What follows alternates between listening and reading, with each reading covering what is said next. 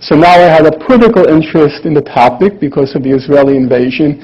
I also had an intellectual and professional interest in the topic because of my doctoral dissertation. And of course I am Jewish. My parents are passed through the Nazi Holocaust.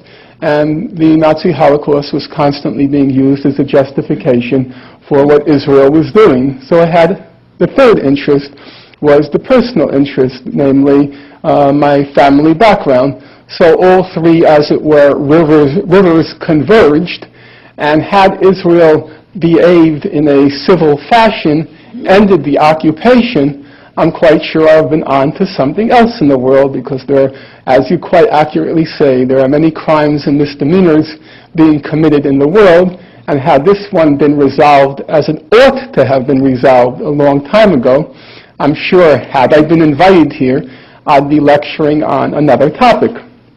Now, you now asked one other question, namely the question of, would I like to comment on the question of whether I am a self-hating Jew? Which, it's a reasonable question. People have the right to ask it. It does seem to me, though, to be totally irrelevant. And allow me to explain why. As you probably know, during the Nazi era, the Nazis like to refer to Jewish physics, namely Einstein. And they like to refer to Jewish psychoanalysis, namely Freud, because Freud and his whole school were Jewish, overwhelmingly. Now, a rational person, it seems to me, doesn't care about the background of the person. Physics doesn't become true or false based on whether or not the main physicists are Jewish.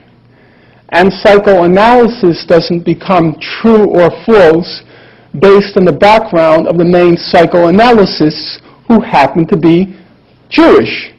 Whether it's true or not, it's independent of, as it were, the intellectual messenger.